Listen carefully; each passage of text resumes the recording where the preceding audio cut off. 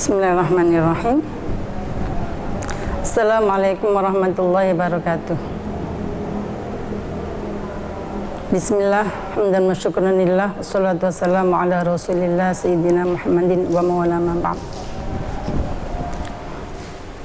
Kali ini kita melanjutkan tafsir kita untuk yang pertemuan ketiga dari Al-Muhadarah Ar-Rabi'ah wal-Ishrun, bab ta'adduduz zawjat wa hikmatu fil Islam, poligami dan hikmahnya di dalam Islam.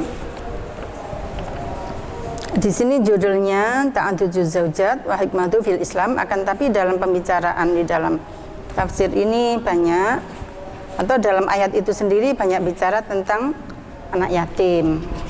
Dan wa hikmatu fil Islam di sini juga tidak banyak dibahas oleh Muhammad Ali As-Sabuni tentang hikmah poligami. Dan di sini nanti kita akan melihat kesimpulan yang diambil oleh Muhammad Ali As-Sabuni katanya dengan uraian ayat ini.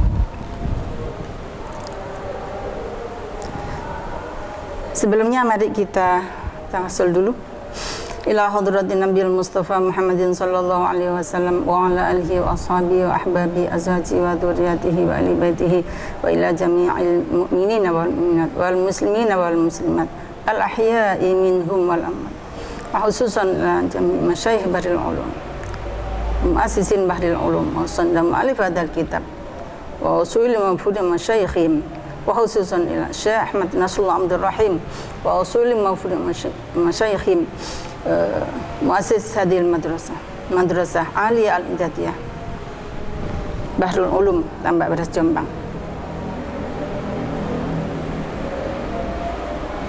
Jadi untuk anak-anakku sekalian kelas 11 Madrasah Aliyah Al-Indadiyah, marilah pelajaran yang ketiga ini kita mulai dengan bacaan Bismillahirrahmanirrahim. Al-Hakam Asy-Syar'iyyah. Kemarin kita sudah baca ayatnya, sudah belajar sebab nuzulnya, dan sudah membaca lataifut tafsirnya. Sekarang kita masuk pada Al-Hakam Asy-Syar'iyyah. Ayatnya berbunyi, yang kita baca adalah A'udzubillahi minasyaitonirrajim. Ya ayyuhan nasu taqu rabbakumul ladzi khalaqakum min nafsin wahidah wa khalaqa minha zawjaha wa batta minhuma rijalan katsiran wa nisaa wa taqullaha alladzi tasaaluna bihi wal arham innallaha kana 'alaikum raqiba. Nah, di sini Syekh Muhammad Ali As-Sabuni menafsirkan ayat wa taqullaha alladzi tasaaluna bihi wal arham. Beliau mengatakan ala anna tasa'ula birrahim jaizun, bahwa saling minta tolong atau minta sesuatu itu adalah boleh. Saling minta sesuatu atau minta tolong apapun kepada rahim, yaitu keluarga, itu adalah boleh. Wala siyama ala qiraati Hamzah. Apalagi menurut bacaannya Imam Hamzah, alladzi qara'aha bil jari wal arhami. Alladzi qara'aha bil jari, yang membacanya dengan i'rab jar. Kalau pada umumnya ulama membaca wa taqullaha alladzi tasaaluna bihi wal arham, akan tapi Imam Hamzah membacanya dengan wal arhami. Jadi boleh misalnya Kang, Yu, Dek, saya datang ke sini untuk minta tolong kepadamu, meminjami aku sesuatu atau memberi aku sesuatu. Aku berani ke sini karena engkau adalah masih keluargaku. Itu namanya at-tasa'ul birrahim.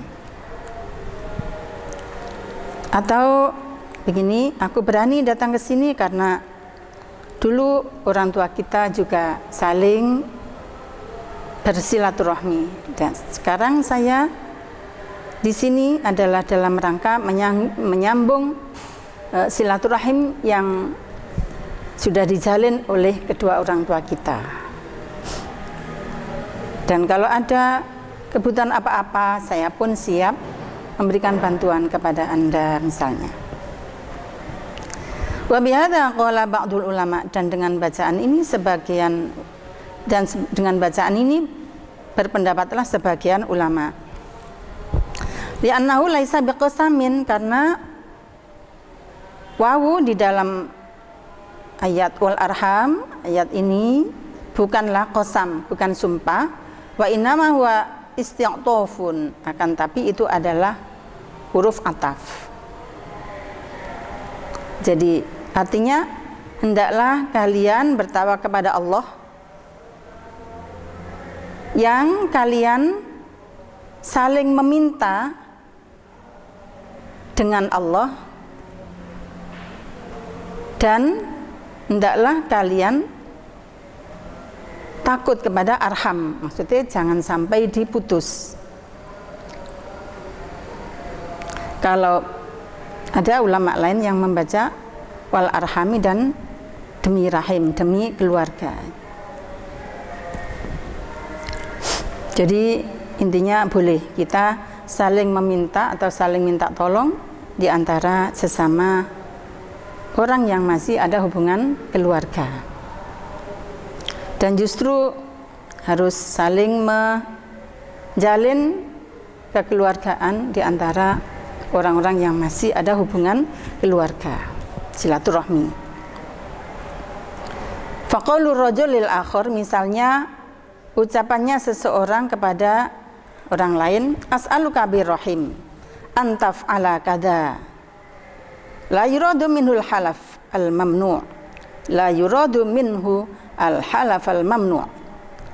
Misalnya ada orang mengatakan begini, as'aluka birrahim, aku minta kepadamu demi rahim.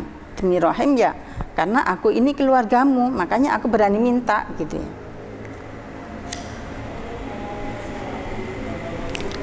Minta apa? Antaf ala kada, agar engkau melakukan sesuatu berupa ini.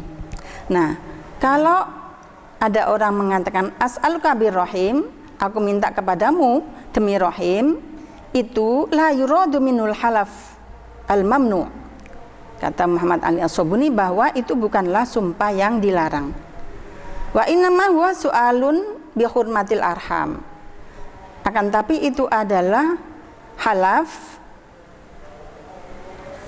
atau soal, permintaan bi hurmatil arhami, sebab kehormatannya hubungan keluarga.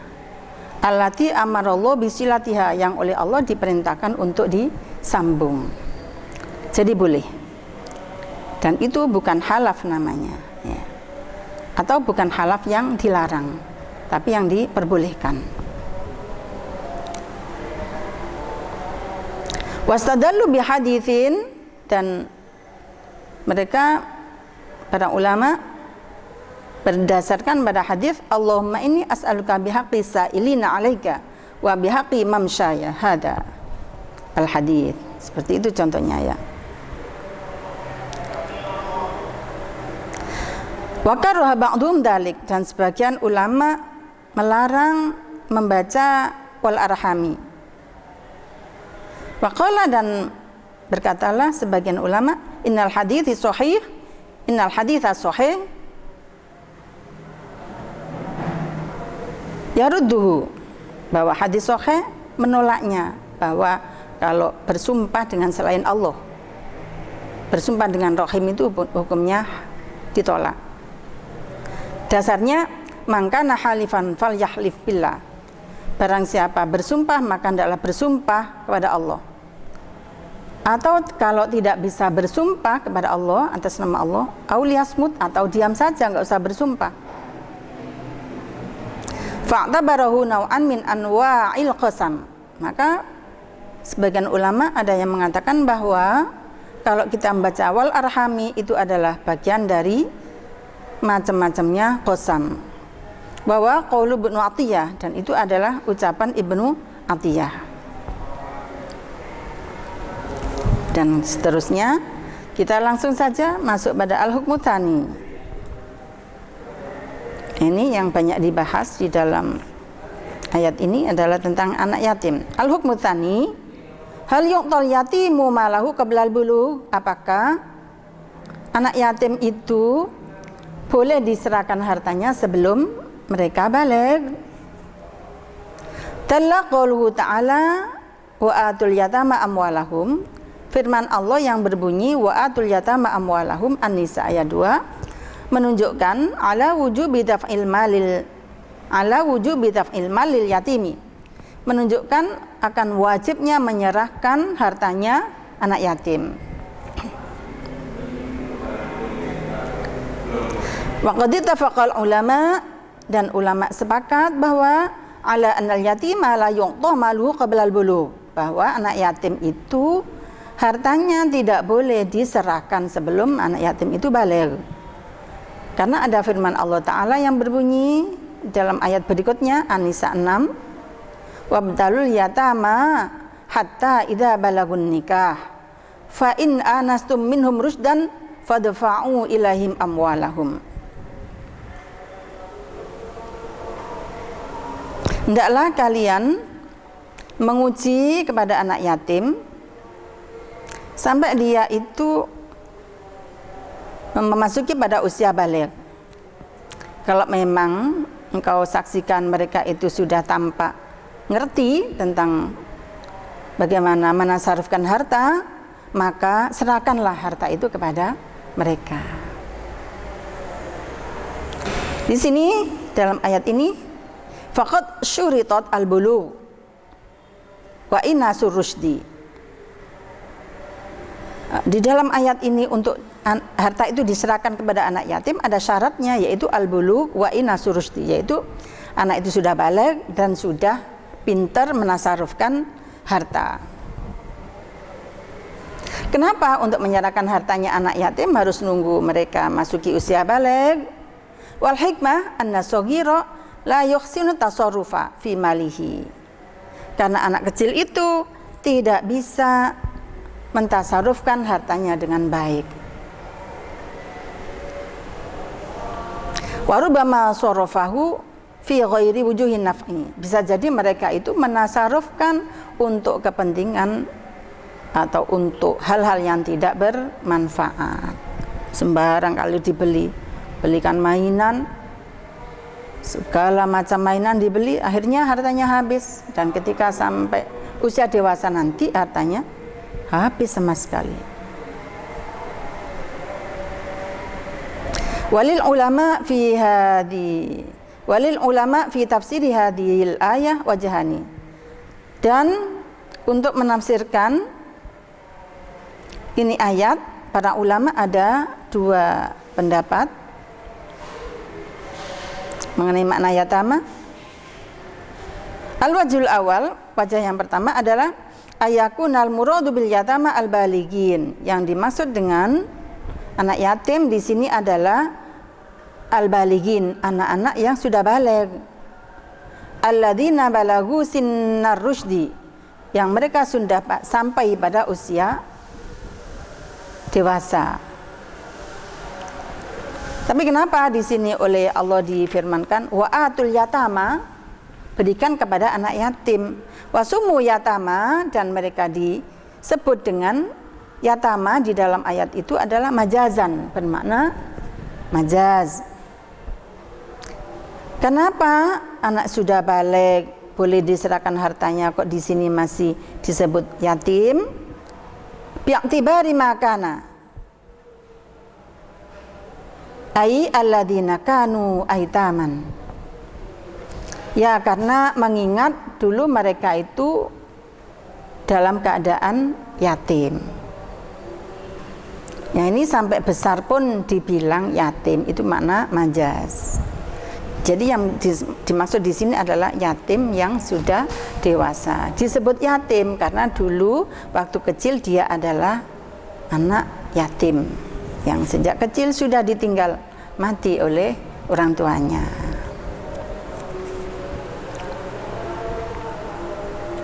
Al-wajhu tsani, pendapat yang kedua, wajah yang kedua, maksudnya pendapat yang kedua adalah annal murada bil yatama as-sighar, bahwa yang dikehendaki dengan yatama adalah anak-anak kecil.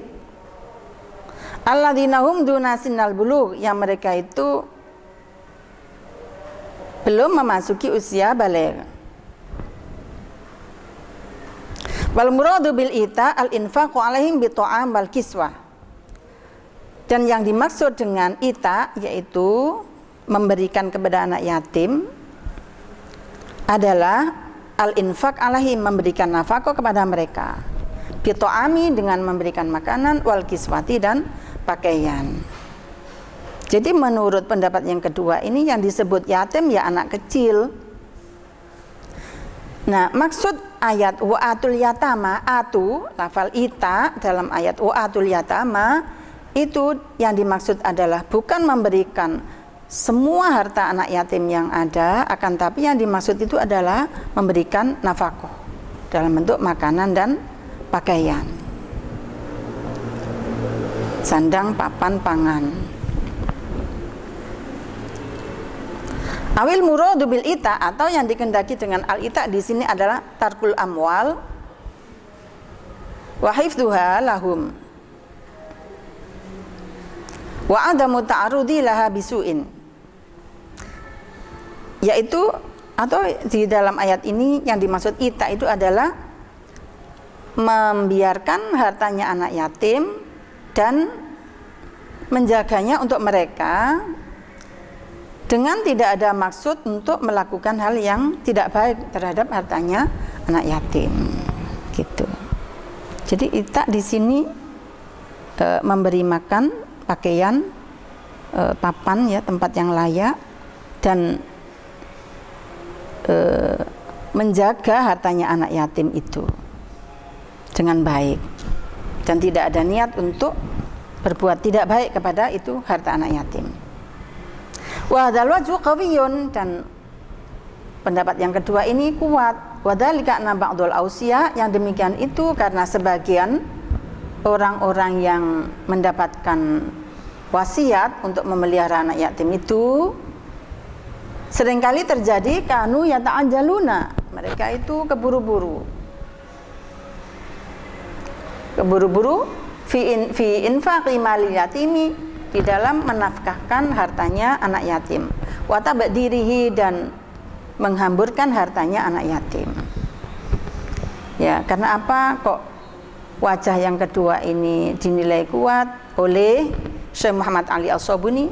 Karena kebanyakan orang yang dititipi hartanya anak yatim itu keburu-buru ikut menghabiskan, gitu ya. Mungkin juga untuk kepentingan pribadi dan keluarganya juga. Wa umiru bil khufadi alaihi wastithmarihi fima ya'udu bin naf'i alal yatim.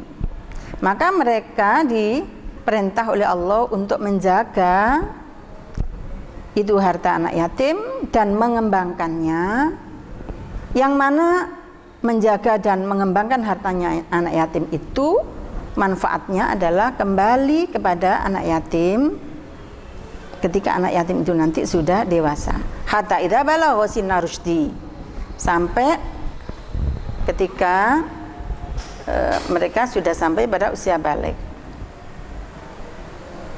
Sallamuhu lahu taman maufuron, mereka menyerahkan sepenuhnya dalam jumlah yang banyak, atau mungkin berjumlah totalitas total sebanyak harta anak yatim yang ada itu. Jadi makna ita di sini adalah untuk wajah yang kedua, mulai memberi nafkah, pakaian, papan, dan juga menjaganya dan juga mengembangkannya dan menyerahkannya pada saat anak itu sudah dewasa. Oh, tapi ini dikomentari oleh Muhammad Ali As-Sabuni. Wala'allal wajhul awal, barangkali wajah yang pertama adalah aqwa, lebih kuat.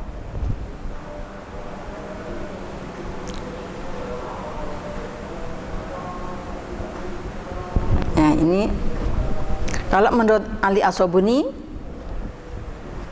yang al-aujuh atau yang lebih kuat adalah wajah yang pertama. Akan tapi menurut pendapat yang kedua al-wajhu tsani itu adalah yang paling kuat. Ya, namanya pendapat mesti menguatkan atau membenarkan pendapatnya sendiri. Nah, kita masuk pada al-hukmu tsalits. Halil amru fi qouli ta'ala fankihu ma tabalakum. Ini masuk pada judul. Dalam memahami dalam menafsiri ayat ini Syekh Muhammad Ali As-Sabuni tidak terlalu panjang ya. Di sedikit-sedikit atau di terbatas ya pemahamannya, penafsirannya. Apakah perintah fi qouli ta'ala dalam firman Allah Ta'ala fankihu ma tabalakum, ayat fankihu ma tabalakum lil wujubi am lil ibaha, menunjukkan makna wajib atau untuk makna boleh. Hendaklah kalian menikah dengan orang yang kamu suka, dengan orang yang kamu anggap baik. Nah, perintah dalam kaidah usul fikih itu kan, qawaidul fiqhiyah, dikatakan bahwa al-amru lil wujub. Nah, apakah di sini untuk wujub, wajib atau sekedar boleh? Nah, ini ada beberapa pendapat. Dhahabal jumhur, berpendapatlah ulama jumhur, ila annal amra fi qouli ta'ala fankihu, bahwa perintah di dalam firman-Nya Allah Ta'ala ayat fankihu lil ibaha, menunjukkan makna boleh. Mithlul amri fi qouli ta'ala, seperti amar dalam firman-Nya Allah Ta'ala kulu washrabu, Al-Baqarah 60. Wa fi qouli ta'ala, dan di dalam firman Allah Ta'ala kulu min thayyibati ma razaqnakum, makanlah dari apa yang baik yang aku berikan, yang aku rizkikan kepada kamu sekalian. Jadi makan itu ya boleh ya, boleh. Tapi kalau kelaparan ya sampai mati misalnya, itu makan itu wajib. Kayak buka itu wajib. Dhahabal jumhur, ulama jumhur berpendapat ila anal amro, bahwa perintah waqala ahlu dhahir, dan berkatalah ahli dhahir, yaitu yang dipimpin oleh Imam Abu Dawud Al-Dhahiri. Mereka mengatakan anna nikah wajibun, bahwa nikah itu berhukum wajib. Wa tamassaku bi dhahiri hadhil ayat, dan mereka berpegang dengan dhahirnya ini ayat. Li annal amra lil wujub, karena perintah itu menunjukkan makna wajib. Lalu dhahir itu memang memahami ayat sesuai dengan dhahirnya. Gitu. Kalau amar ya wajib gitu.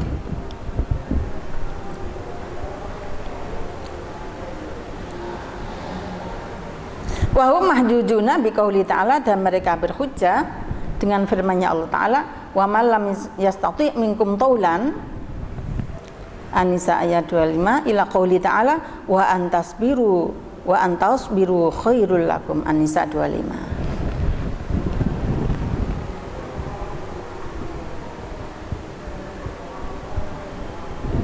Ya, aslinya wajib, tapi kalau tidak mampu ya suruh bersabar saja gitu ya. Qala al-Imam Al-Fakhr Razi, fahakamallahu ta'ala bi anna tarkan nikah fi hadhihi surah khairun min fi'lihi. Nah, ini yang luar biasa ini. Enggak tahu Imam Fakhr Razi ini menikah apa enggak ya orangnya ya. Allah Ta'ala menghukumi bahwa meninggalkan nikah di dalam bentuk amar seperti ini adalah lebih baik tidak menikah min fi'lihi, daripada mengerjakannya.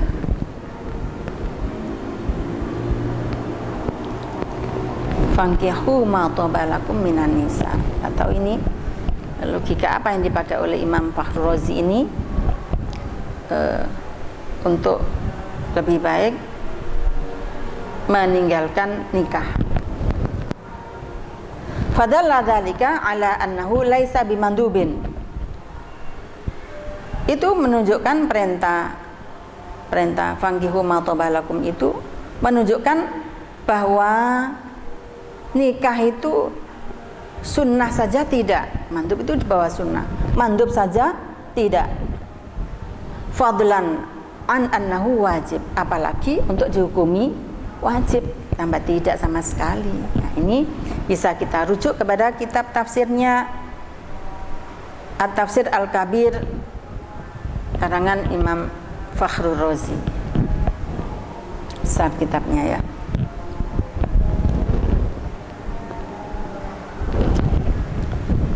Ini bicara tentang nikah ini. Al-hukmur rabi' ma makna qaulu ta'ala mathna wa thulatha wa ruba'. Ini pertemuan terakhir untuk bab ini. Jadi untuk bab nikah ini kita ada 3 kali pertemuan.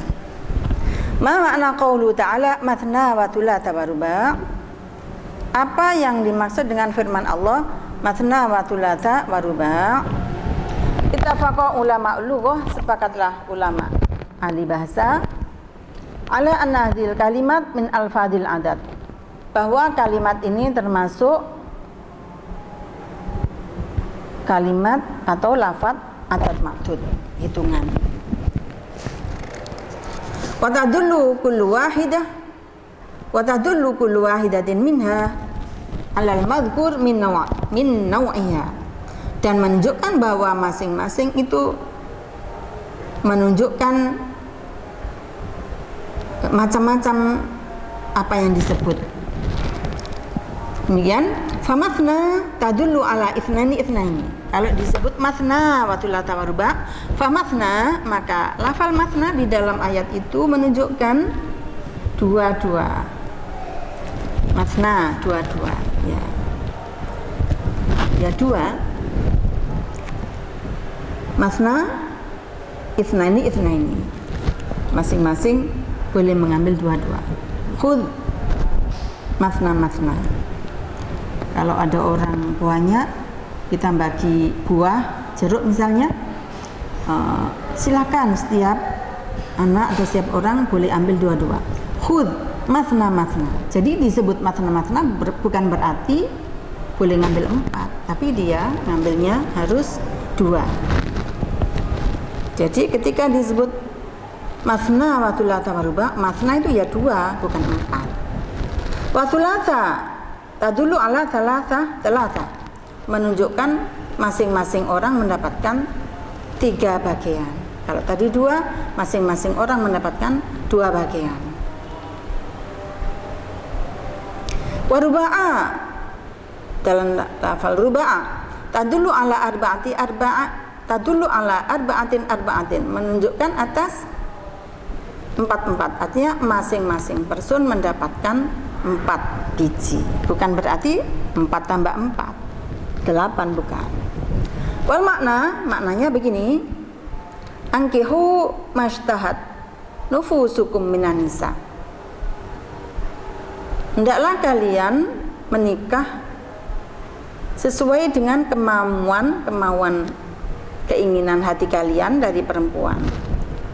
Finta ini ya, boleh mengumpulkan dalam satu waktu itu 2 istri. Watulata dan 3 istri. Wa arba'an dan 4 istri. Hasbama turid, apalah yang kamu kehendaki, gitu ya. Jadi kalau disebut mathna itu artinya 2, nanti setiap orang mendapatkan 2. Thulatha setiap orang mendapatkan 3. Ruba'a setiap orang mendapatkan bagian 4.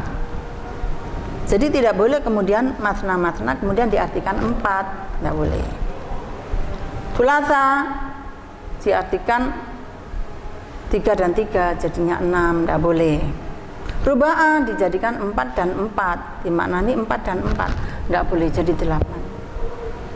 Malah ada yang ekstrim ya, maknani 22 berarti 4, 33 berarti 6, 4 dan 6 ada 10.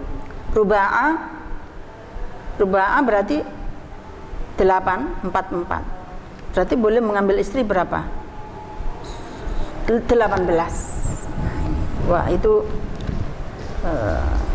satu pemahaman yang salah, yang keliru.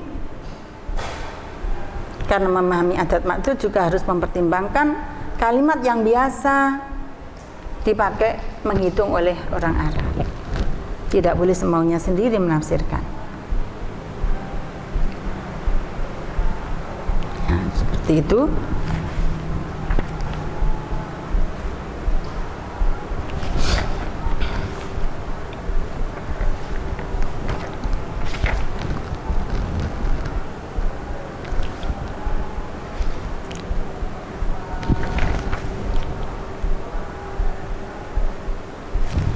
Jadi di dalam memaknani Al-Quran itu tidak mudah. Kita harus mengikuti logika yang dipakai oleh orang Arab atau falsafah lughatul Arabiyah. Jadi tidak boleh menafsirkan sendiri-sendiri sebagaimana orang yang sesat itu menafsirkan. Di sini ada syair, wa man akhadhal uluma bi ghairi syaikhin yudillu 'anis siratil mustaqim. Mufa'alatun, apa ini wazannya?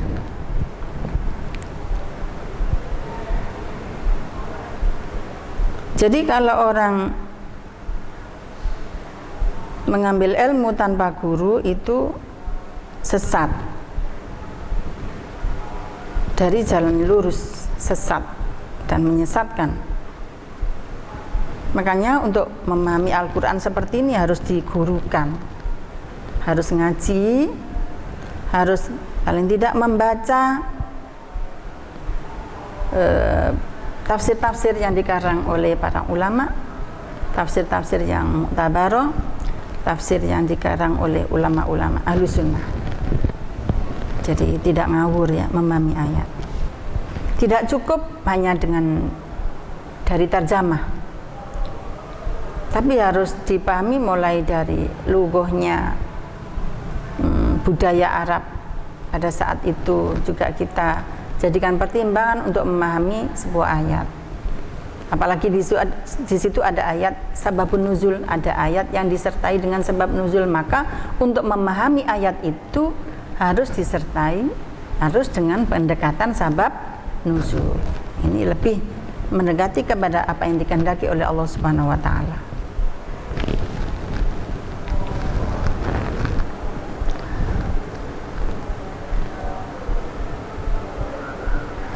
Kita langsung saja masuk pada ma tursyidu ilahil ayat al-karimah.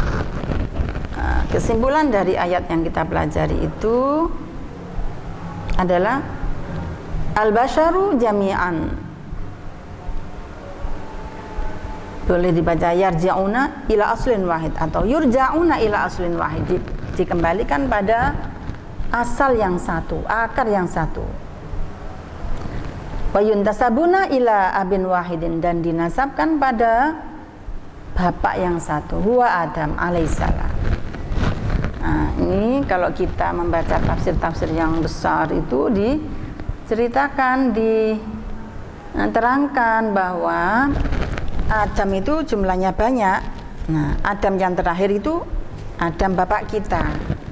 Adam yang terakhir itu Adam bapak kita.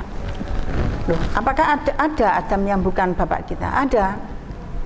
Jadi diriwayatkan di dalam kitab-kitab tafsir yang pernah saya baca itu adalah tafsir Al-Manar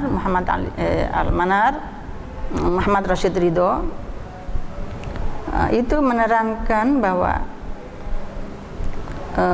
sebelum Adam bapak kita itu ada riwayat yang mengatakan 30 Adam atau lebih dari itu, Adam sampai ke atas. Antara Adam yang satu dengan Adam yang lain ini jaraknya itu ada yang meriwayatkan 1.000.000 tahun.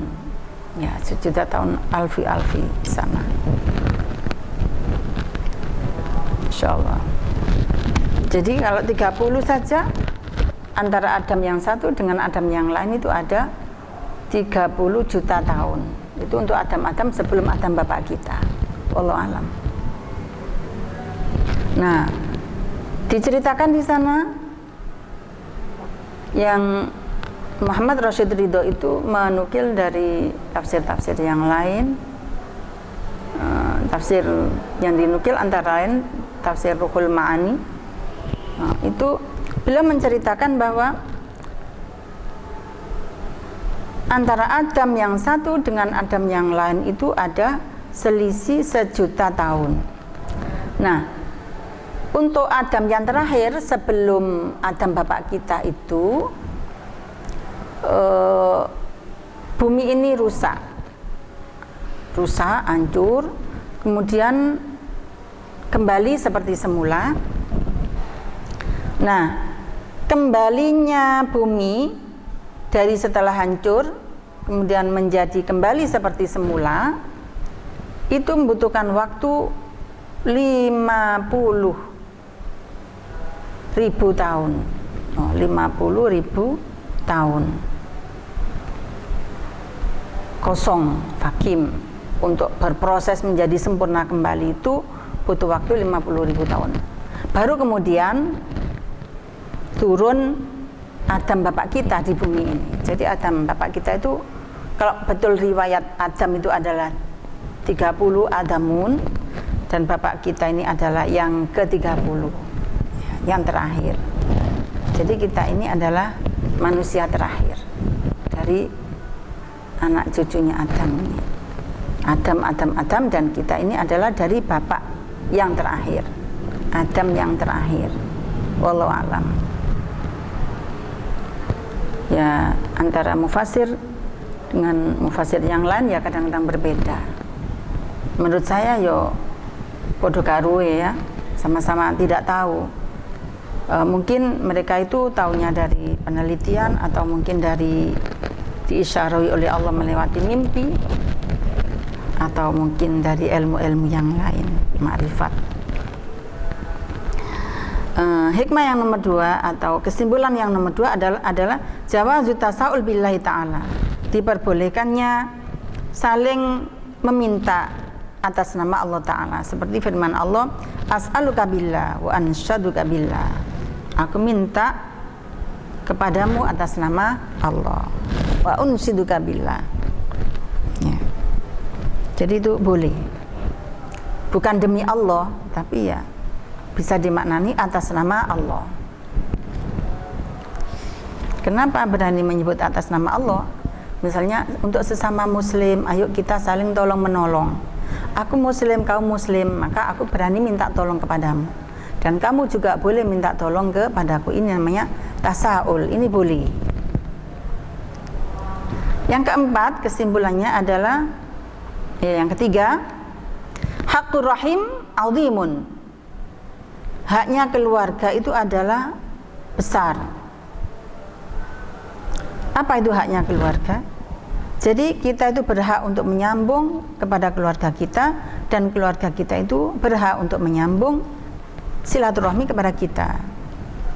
Walihada amarallahu ta'ala bisilatil arham wa adami qati'iha.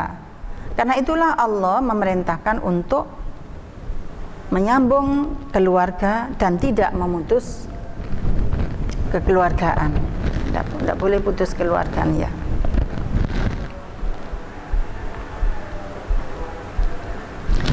Yang keempat, ya putus keluarga itu bagaimana? Ya banyak sebab untuk bisa terjadi putusnya rahim. Misalnya bertengkar kemudian tidak saling memaafkan gitu ya, atau jauh kemudian tidak saling komunikasi, tidak saling silaturahmi. Nah, kalau sekarang ini didukung oleh teknologi, kita tinggal halo ya untuk silaturahmi. Apalagi untuk Lebaran yang akan datang ini nggak usah berduyun-duyun silaturahmi kayak biasanya ya, kita cukup dengan halo. Yang keempat adalah wujubu riayatil yatim wal hufadhi ala malihi wa daf'ihi ilaihi indal bulugh. Wajib menjaga anak yatim dan menjaga hartanya dan menyerahkannya ketika anak itu sudah mencapai pada usia balik. Itu. Yang kelima, ibahatu nikahin nisa fi hududi arba'atin. Fi hududin arba'in minal harair wa bi syartil adli bainahunna fil qismah. Diperbolehkan menikahi anak yatim, ibahatun nikahin nisa, diperbolehkan mengawini perempuan. Kalau laki-laki mengawini perempuan, jadi kalau enggak perempuan tidak boleh dinikahi. Kalau perempuan menikahi laki-laki, boleh menikahi perempuan fi hududin arba'in, dalam jumlah 4. Minal harairi, dari wanita-wanita merdeka, tapi dengan syarat adil di antara perempuan-perempuan itu, adil dalam hal pembagian gilir untuk meniduri rumahnya atau meniduri kamarnya, dan adil di dalam memberikan nafkah baik berupa sandang, papan maupun pangan. Gitu ya. Adil. Apakah ada manusia adil? Nabi saja merasa tidak bisa berbuat adil. Karena Allah itu tahu bahwa manusia ini tidak akan bisa berbuat adil, maka di dalam ayat itu selanjutnya setelah wa in khiftum alla tuqsitu fil yatama fankihu ma tabalakum minan nisa'i mathna wa thulatha wa ruba'. Lanjutnya, fa in khiftum alla ta'dilu fawahidatan. Kalau kalian khawatir untuk tidak bisa berbuat adil, maka satu saja. Itulah cara Allah untuk meminimalisir problematika di dalam keluarga. Jadi kalau semakin banyak keluarga itu semakin repotnya. Dulu kan sudah kita terangkan bahwa sebelum ayat ini turun, yaitu pembatasan tentang 2, 3 atau 4, itu orang menikah itu dengan tidak terbatas jumlahnya. Boleh 100, boleh 200, boleh 1000, berapapun. Tapi ya tidak pakai aturan. Akhirnya kaum perempuan yang dinikahi dalam keadaan poligami yang tumpuk-tumpuk itu tidak terurus, hanya menjadi korban seksual atau korban keserakahan laki-laki dalam hal perempuan ya. Makanya kemudian Allah ngedropkan ya, dari tidak terbatas kemudian menjadi terbatas, dari 100 langsung menjadi 4. Nah itu kan luar biasa ini. Jadi semangat yang kita ambil bukan semangat 2, 3 atau 4, tapi yang kita ambil adalah semangat dari tidak terbatas menjadi terbatas. Dan oleh Allah masih ditekan lagi, fa in khiftum alla ta'dilu fawahidatan. Kalau kalian tidak bisa berbuat adil, maka ya satu saja. Atau satu, au ma malakat aimanukum. Atau enggak usah kawin juga enggak apa-apa. Cukup bersenang-senang dengan budak yang kamu miliki. Kenapa dibatasi demikian oleh Allah, dan kenapa lebih baik untuk memilih nikah monogami saja, tidak poligami? Dzalika adna alla ta'ulu. Yang demikian itu meringankan kamu untuk tidak repot ngurusi masalah rumah tangga, tidak banyak beban. Ta'ul, beban. Tapi kalau orang itu hobi nikah lebih dari satu, ya yaitu haknya orang itu. Ya kalau perempuan yang sama dengan saya sarankan untuk tidak mau dipoligami, karena pasti ada banyak problema di dalam perkawinan poligami dibanding perkawinan monogami. Itu lebih banyak problematika di dalam perkawinan poligami.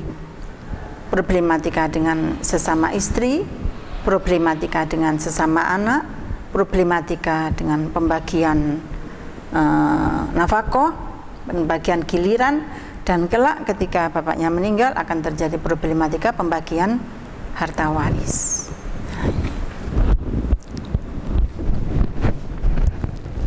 Yang keenam, yang terakhir di sini, wujubul iqtisar ala wahidatin idza khasyal insan adamal adad baina nisa'ihi, adamal adli baina nisa'ihi.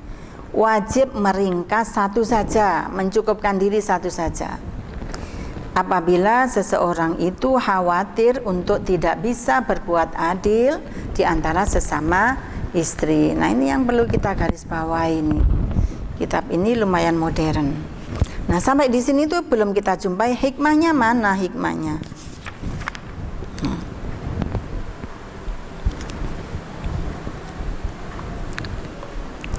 Ya, mudah-mudahan kita bisa mengambil hikmahnya. Mungkin di antara anak-anak atau kita semua di sini tidak bisa diskusi. Kalau perlu bertanya bisa langsung WA ke Ibu Japri ya. Kalau biasanya kita bisa diskusi di kelas, tapi karena ini sekolah jarak jauh kita tidak bisa berdiskusi. Pertanyaannya bisa melewati WA. Dan anak-anak supaya menulis catatan apa hikmah perkawinan monogami dibanding perkawinan poligami, atau apa hikmah perkawinan monogami.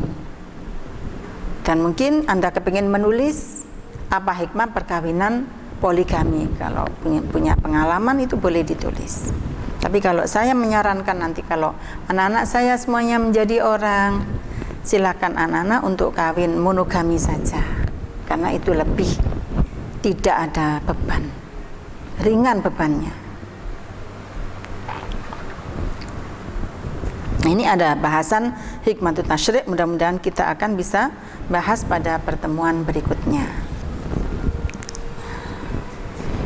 Atau cukup dipelajari sendiri oleh anak-anak. Silakan anak-anak belajar tentang hikmatut tasyri'nya dan dibuat resume untuk nanti kita diskusikan atau kita pakai bahan untuk kalau ujian semester 2 nanti. Sampai di sini kita akhiri dengan bacaan Al-Fatihah. A'udzubillahi minasyaitonirrajim. Bismillahirrahmanirrahim. Alhamdulillahirabbil alamin arrahmanirrahim maliki yaumiddin. Iyyaka na'budu wa iyyaka nasta'in. Ihdinas siratal mustaqim. Siratal ladzina an'amta 'alaihim ghairil maghdubi 'alaihim waladdallin. Amin. Wallahul muwaffiq ila aqwamit thoriq. Kurang lebihnya mohon maaf. Assalamualaikum warahmatullahi wabarakatuh.